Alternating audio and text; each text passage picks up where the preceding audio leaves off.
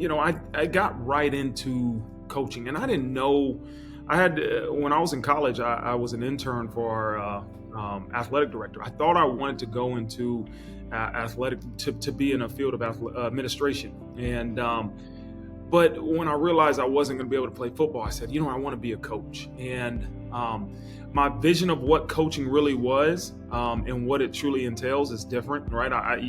When you're in college, you envision coaches they make good money and they're on the sidelines, they're doing all these things, they're making calls, and it's so much more than that. Coach, you obviously played at the D1 level at Ohio State, fifth rounder in the NFL draft, chasing a dream. But then it ended pretty abruptly. How has that shaped you, Coach, personally and professionally? Well, I think I'm like a lot of young people that they have this dream when you grow up and you play sports of making it to the professional level. And a lot of times those dreams stop when you start looking to your future and you make the NFL or you make a professional league. And for me, the story sounds a little bit better than what the reality was. I was cut after training camp and was picked up again. And at that point, they found an enlarged heart valve. And so it's a great reminder, especially as I tell young people, the game of football is going to end. And I don't know exactly when it will be, but I promise you it will end. And so that's why I love being the head coach here at a place like Notre Dame, is because you can truly offer young people everything they want in terms of athletics, right? Playing at the highest level. If you're good enough to go to the NFL, you'll make it, especially being at Notre Dame, but also an education that is truly second to none. And that's why I use myself as an example for them all the time. Yeah, absolutely. Well, it's true. I mean, and the best of the best athletes, right? Nobody wants to admit that it will end, but it will. And so we got to prepare for that. How so many people in the world struggle with change, Coach. Change is hard for people physically, mentally, emotionally, all of it. You got to work fast, though, when you sort of found out, look, it's over. You got after it pretty quick. What advice do you have for folks relative to change, navigating it, embracing it, allowing it to make you become better? Yeah, that's a great point, Molly. I got right into coaching, and I didn't know. When I was in college, I was an intern for our athletic director. I thought I wanted to go into athletic to be in a field of administration, and but when I realized I wasn't going to be able to play football, I said, I want to be a coach. And my vision of what coaching really was and what it truly entails is different, right? When you're in college, you envision coaches they make good money and they're on the sidelines, they're doing all these things, they're making calls, and it's so much more than that, right? It's the ability to help young people reach their goals. But what I'll say is it's uncertainty is real, right? And it's challenging because we often as humans want to know what the next step entails. And sometimes you got to dive in and figure it out. And for me, I developed a passion, a love for coaching, for seeing young people have success. But that's not what everybody does, but you have to continue to move forward. You can't wait until life hits you and say, this is what I want to do. I think you got to try and you got to dive in and see is the different opportunities you have out there something that you have a passion for. Yeah, no, I always say allow change to happen for you, not to you. Amen. Right? And you've always made it happen for you. And you've dealt with a lot of change in your life. I'm curious, what's your mindset in these moments where you need to step into change, you want to, and how do you coach your guys to lean into it? To lean into really the pit that we get in our stomach, don't we, when we've got to step into the change. Sometimes it's good change, like getting the nod to be the head coach at Notre Dame. Yep. And sometimes it's, hey, man, this little journey in the NFL is over. What do you tell yourself, and how do you coach it?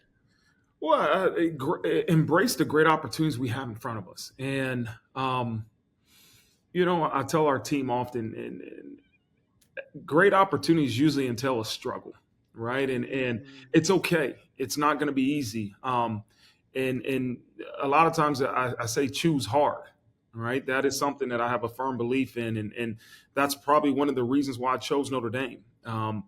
But you don't know where the next step is. I didn't know I was going to be named head coach at Notre Dame when I made the decision to come here and be a defensive coordinator. But what I did Mm-hmm. know is that I was going to put my head down and work as hard as I can and love our players and coach them and lead them. And the next opportunity presented itself. And so that's what I would tell our players, um, young people, and maybe people in the coaching profession is that dive in, dive Yeah. in, right foot, left foot. Struggles will happen. And you know Mm-hmm. what? Who knows where the next opportunity when it will become. Mm-hmm.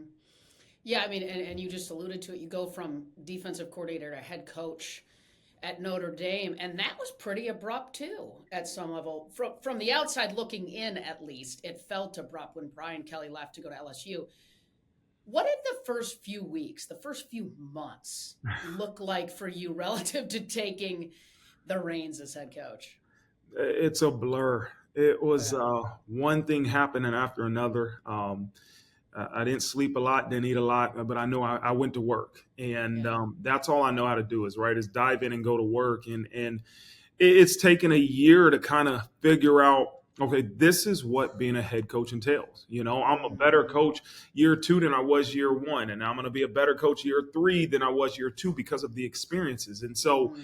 you know what the structure is, right? But every day a different challenge is presented, and that to me is the job of a leader is to this term serve, right, is you Mm-hmm. find time to do whatever it takes in the moment, to help your team, to help your players, help your coaches have success, help this football program have success, and that's what I do, but I tell you what, there is no game plan for being a head coach, no matter what anybody tells you. Before you get the nod, you mean? Exactly right. You're Yeah, exactly right. Everybody can tell you, hey, here's some things to expect, but you have to go through it. Experience yeah. is the only way. How did you and had you prepared mentally or in any other tactical way for that opportunity, be it at Notre Dame or somewhere else? Get me inside of what we can do as individuals in advance of what we hope to become our reality. How do we prepare for that as best as we possibly can?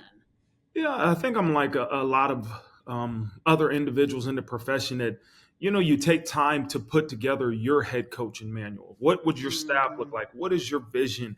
What is your philosophy? How do you want your offense and defense and the schematic parts of it to run? And then for me, I've been so fortunate. I've had a chance to interview to be a head coach multiple times when I was defense coordinator at Mm-hmm. Cincinnati, and Sure. and some of those failures have taught me so many lessons, right? I remember Mm-hmm. I'm at Cincinnati and I'm a second year coordinator, and Bowling Green calls me and says, "Hey, we're coming down to interview you at your house on Wednesday." And I'm like, "Okay, here we go. They want me." And they left the house, and I quickly learned, like, okay, they didn't want you. You're a name on a list, and that gave me I was better because of it. Then I remember Uh-huh. interviewing for I think Old Dominion on the phone, and that made me better. And I was just telling another coach that we have on our staff that interviewed for a job that didn't get it. I'll never forget. I interviewed for the Illinois job, and I really at first was like, all right, I don't think I want this job, but I'm gonna interview for it. And Okay. I became a finalist. And I remember saying, when you become a finalist, like you want it now. Now you have the vision. Now you've made yourself believe Mm-hmm. this is what you want. I didn't get it, but I was better because of it. And it helped me Mm-hmm. prepare for the opportunity that I had here. So have a game plan, be Yeah. able to adapt and adjust. And then once you become the head coach, you got to, I always say, fix the process, right? Everybody says Mm-hmm. trust the process. No, you have to fix it and make sure you fix it with urgency. I love how you talked about that when when you quickly went 0-3 and you were like lose to Marshall. You're going trust the process. You got to be joking me. Trust what? Yeah. You got to fix it, right? And so that's really interesting. What get me inside of your locker room, right? Inside of practice relative to the way you lead, the Hmm. way you get these guys to trust you, to buy in, both early in your journey as head coach and then certainly now you're well into this journey. What does that look like for you? What's your approach? Well, for me, I've always said I'm a teammate, right? I'm a teammate with our staff. I'm a teammate even with our players.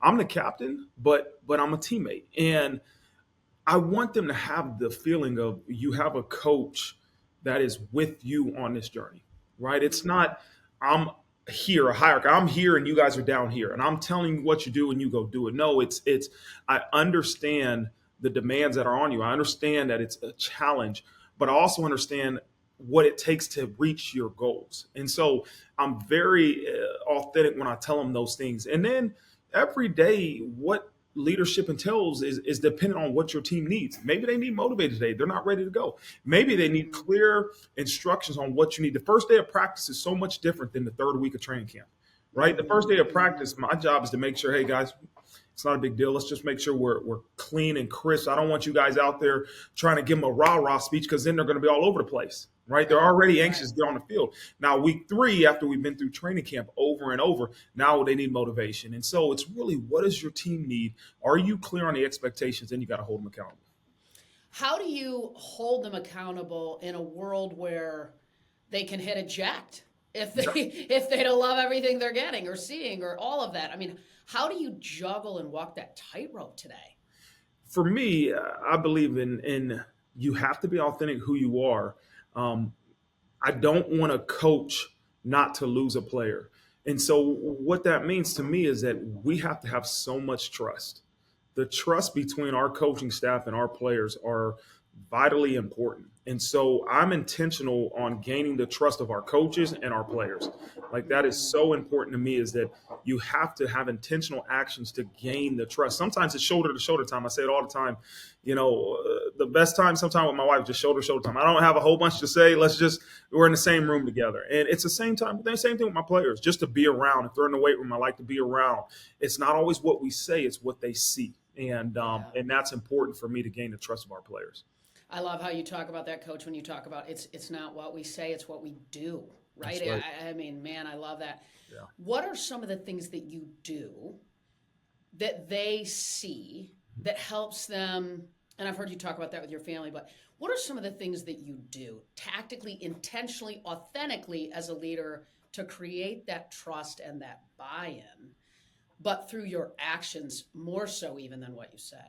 Yeah, I think it starts with, as I said earlier, time, right? Is I'm in the weight room with them. I'm in meetings Mm-hmm. with them. I'm in every meeting with them. I pull them in my office. I intentionally moved my desk from around the corner to where they can see me when they walk by my office. And the door's always open unless I'm in a meeting. And so I want them to feel like I'm accessible to them. Mm-hmm. Mm-hmm. Those are some of the things. I bring my family around.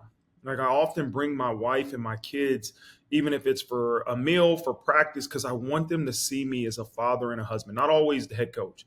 See me Yeah. as a husband, see me as a father, and know that I'm no different than you. And I think when you humanize yourself and you become part of the journey with them, that's where trust is Mm-hmm. built.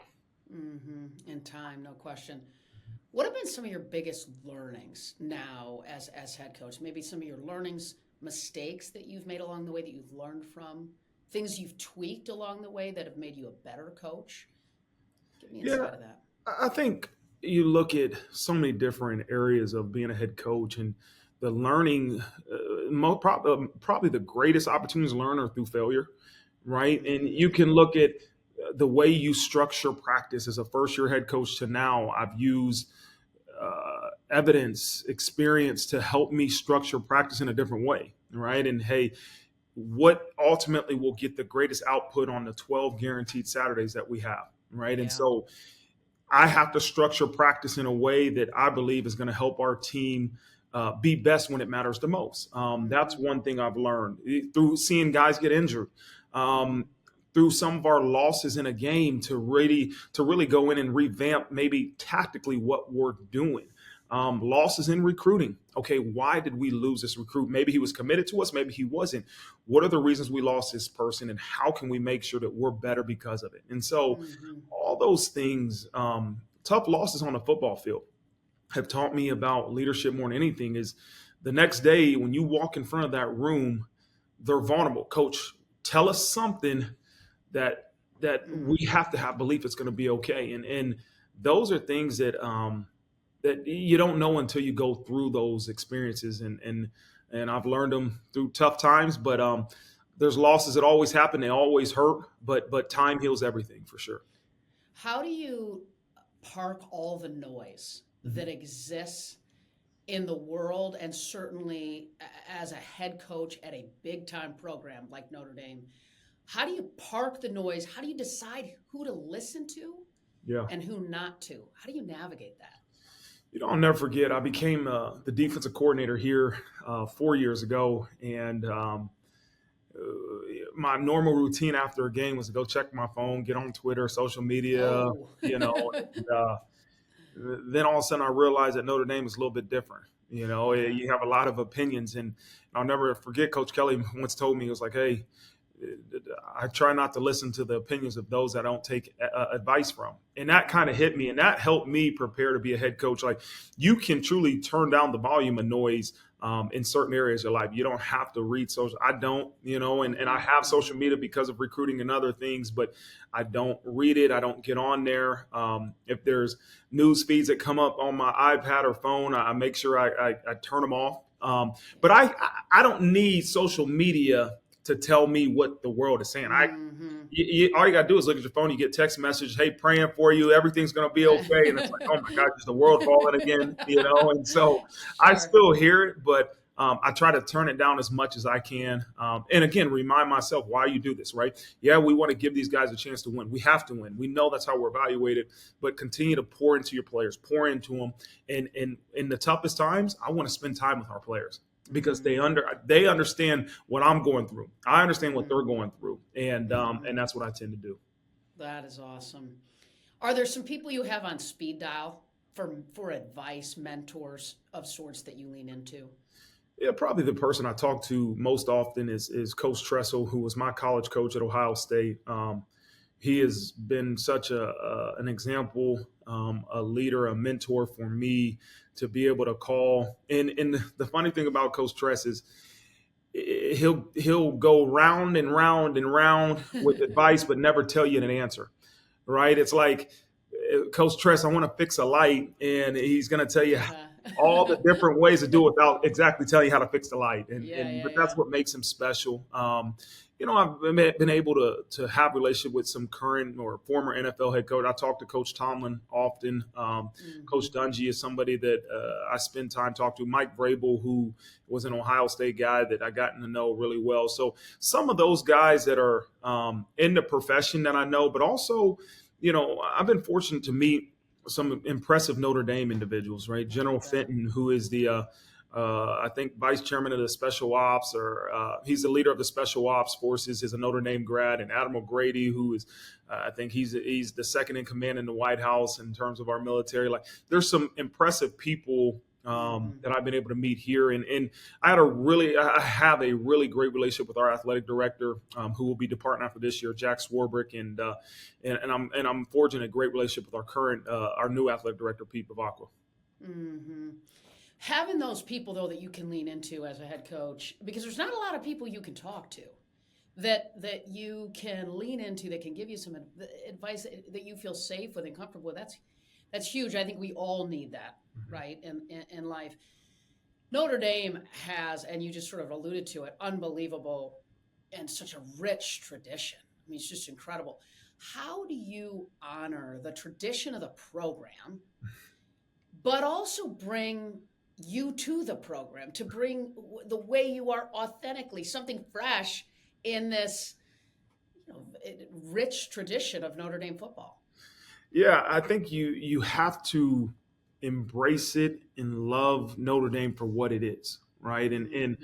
there's parts about this university that you should never want to change. And there's a tradition that is special that makes the University of Notre Dame, but also this football program, historic. But I Mm-hmm. also want to make sure that I'm being authentic to who I am, and that's the reality of it. And I can't be somebody else. And we have a saying around here, it's called challenge everything, right? If there's a way to make it better, let's do it. A great example is last year, Notre Dame had never played a FCS opponent, right? Never played a Division I AA team. And Mm-hmm. we had a chance to do that by playing a HBCU, which is Tennessee State.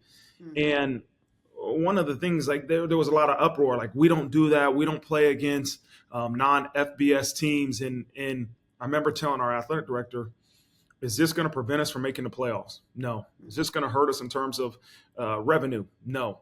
Well, why not? Right? Challenge everything. Let's do it. Mm-hmm. And if I Mm-hmm. don't do it, who will? And so some of those things are instances where I believe that we have to continue to make this place attractable to young recruits, to the younger generation, but also never lose the special things that make this place what it is. Sure, absolutely. And how do you when you say challenge everything? I mean, there's some things that a lot of people would push back, right? Like, let's throw some names on the back of the jerseys over here, guys. How have you known what to challenge and be authentic to yourself and what to let go of, right? You just shared that example, which is awesome. But maybe get me inside of how you've navigated that in other moments, because I think we live in a world with so much change. Leaders are dealing with so much change in every industry, and they're wanting to challenge everything, but they've also got to know and manage their energy and time to do the things that produce the kind of results that you need most. Yeah, I think um, you have to be able to run ideas by people that you trust will give you an honest opinion. yeah. And we have people on our staff, especially a guy who was our associate AD named Ron Paulus, who played football at Notre Dame. And sometimes I'll run ideas by him because he is Mr. Notre Dame. He loves Notre Dame. He doesn't want to change anything. And Okay. but I also say, hey, I got an idea. What do you think? And I don't always, take what he says and says this is the decision. But I like to run things by him to say, hey, you went to school here. You've been here for a long time. I'm Hmm. thinking about doing this. What do you think about it? And he might say, man, that's going to upset a lot of people. Or he might say, coach, I think that's a great idea. But Yeah. I think you got to be strategic you got to have at least one person or some people that you can run ideas by that Hmm. can filter what is going to be the effect of it, right? Yeah. Cause and effect. Like you can't just do everything you impulsively want to do because the Hmm. long-term effects could be detrimental. Hmm. As a head coach at a place like Notre Dame, I mean, there's a lot of pressure, there's a lot of expectations, there's a lot of standards. What's been your mindset, right? Mindset, we know in sports, it's huge. And as a leader, it's huge. What's been your mindset and approach to embracing it, Hmm. to loving the grind, to loving the pressure, to loving the expectation, Hmm. and performing at the highest level over, what's been a 3 year window of time at this point? But what's your mindset around it? How have you navigated it? You know, here's something that I've learned, even being a head coach. The first year I became a head coach, I thought you can talk a championship into existence, right? We're going to talk about winning this 12th national championship. We got to win the national championship. And all of a sudden you lose your first game to Ohio State, and you're like, okay, probably not going to win the national championship. Then you lose the second game to Marshall. For sure, we're not winning the national championship. And I remember going into the season last year saying, we got one goal, and that's to reach our full potential, right? There is a Mm-hmm. ceiling for every single football program based off your talent, right? And we want to make sure we get as close to that ceiling as we can. If the result of that is losing a game or winning a game, that's what the result is. But I don't get up there often to talk about we have to win this game. I don't get up there and talk about we got to win the national championship. I said, all right, our Mm-hmm. objective is to reach our full potential. Here's our process to doing it, and let's go do it. And Yeah. that's kind of been my mindset to try to take off the pressure of, okay, you got to win this game. You got to win a national championship. No, we got to make sure we reach our full potential. And that's what everybody in Love this it. program understands. That's so cool. And coach, I've heard you talk about, and I think it's not about talent at some level, right? It's about the drive to get better every day, That's right. right? It's about the drive to wake up and get better every single day. I love how you talk about that. Mm-hmm. As a Black and Korean man, how have how has both cultures become a part of your life Oh, that's as great. you've been a football player and a head coach? I'll start with my mother. She's a Korean woman, came to the United States after she met my dad in 76. And, a couple of things that she exampled for me was the unselfishness, right? To put her husband and her family in front of herself. She worked 3 jobs when I was growing up. She had a normal job that was like her 8 to 5 or whatever time she went to work. Then she would work as custodian at night. And then on the weekend, she would work at a fashion shop with her Korean friends. And Wow. I remember really that example of unselfishness, but also she got us involved, me and my brother, with Taekwondo. And it's a Korean martial arts. Um, but what I love about that was I learned the individual aspect of it, right? Yes, it was discipline, all these different things, but in Taekwondo, if you win or you lose, there's nobody to point your finger at. Okay. And so I use that often. Then I started to wrestle. My kids wrestle, and I tell our program when we have failure, this is an individual sport. Everybody point the finger at themselves. Now, from my father, he was in the Air Force for 26 years, and very disciplined, extremely hard work ethic.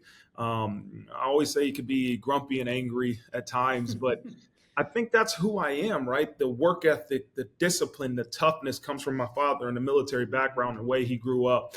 And then the team first, unselfishness, put others in front of yourself come from my mother. And that's kind of who I am. That's my makeup. And I wouldn't be who I am or in this position without either of them. I love it. You're now a husband, a father of 6 Yeah. kids. Wow, dude. Did you know? I mean, you know how that works, right? Like, No, we got. Are you done, man? oh yeah. Jeez. Our All baby's right. our baby's 5 and he'll be the baby forever. We know that. Yeah, I bet. And so you have 60, but then you have 120 young men on the field. That's right. All of whom matter a ton to you, your wife and your children, certainly, and these 120 guys. What's your approach to aligning your day-to-day life Hmm. relative to priorities? Yeah. I've said there is no work-life balance. It's Yeah, a agree. blend. It is truly a blend. With the demands on being a football coach, especially here as the head coach of Notre Dame, you can't balance it, right? And because the Yeah. players here need you just as much as your children at home need you, just as much as your wife needs you. And it starts at home when my wife is unbelievable when she takes care of the 6 kids and gets them to all their different sporting events, gets them to school, gets them ready, and she is a Wonder Woman. But if she wasn't able to do that, I couldn't do my job, right? And Mm-hmm. my kids, I often say they didn't ask for this, right? But they've embraced it, and Mm-hmm. they support their dad and what I do for a living, and then the kids here, like they all need you. They all Mm-hmm. need you. But I can't be 120. I can't be with them all day Sure. long. And so I put a lot of responsibility on our assistant coaches to, really make sure we're just serving the guys in our room. You are the head Mm-hmm. coach of your room, your position. And I give them a lot of ownership. But that's why I talk about that blend. If my kids can come here for an hour, for 30 minutes, you know what? I can be dad and coach at the same time. And Mm-hmm. that is so important. And I know at some point I'll look back and I know I've missed a lot, but I hope that my kids and my wife will truly understand, and the players here understand that this is everything I got, and I'm gonna give it everything I got. Yeah, both at home and at work in the locker room, etc. All right, Coach. So we end with rapid fire. I'm going to hit you with some quick ones. You ready? All right. What's your game day routine? At home, it is. After we walk to stadium, it's recruiting. I see some recruits, Yeah. and then I get a little bit of quiet time, right? And I take a couple minutes to really digest to myself what are the most important things that I got to tell my guys before they take the field, Mm, right? It's not this great pregame speech. What do they need to hear before they take the field? And I wanted to be clear. And so that's the home game, away game. I sit in the locker room with the guys and the other coaches, and right before I get ready to address the team, it's the quiet time. So the routine is probably having that 5 minutes of quiet time to reflect what they need. mm-hmm. Mhm. What is one thing people would be surprised to learn about you? If I wasn't a football coach, I would have loved to be a firefighter. Get out. Yeah, yeah, I like it. I yeah. like it. What's a life lesson that you wish you'd learned earlier? Hmm. Wish I learned earlier. Um, Probably that how fast life goes. I think when you have children, you realize it. But when you're young, you don't realize how fast life goes, so you tend to waste time. And I go back to even when I was in school, just to get through at times, instead of embracing it and wanting that wisdom, and knowing that wisdom is power. So the lesson that people, I'm sure, told me, but I never understood, was how fast time goes. It does. Is there a new habit that you have deployed in your life that has been incredibly beneficial for you as a head coach? Um, Walking challenges. So I'm in a group with my brother and some guys I grew up with, and we have a step challenge. And that is something that has been great for me to make sure that I'm challenged. I work out. I have a routine. I love to win, so I'm always making sure I walk more than they Sure. do. But that's been something great for me. Is I've always liked to work out, but now it's a challenge to make sure I stay Yeah, at the top. that's cool. That's Yeah. cool. What's your favorite book? Um, it is Wisdom of the Bullfrog. Okay, cool. And it's a book by Admiral McCraven, and I think it's his second book. But I just read it, and it's been an unbelievable resource for me. I love to read. I love to gain wisdom. It's one thing I talked about with our coaches is that the one mistake that leaders make is they stop growing, they stop gaining the wisdom. And so I love to read and continue to challenge myself. Is there a better way to do things? I love it. I love it. So the show's called Game Changers. So real quick, last question: who or what is a game changer who inspires you and why? Um, Man, to pick just one is hard to do. Um, I said this the other day. Somebody asked me, like, who would you like to have dinner with that you've never been able to? Mm, I would say Barack Obama. And mm, I just think it's so interesting to run the country. And this is for any president.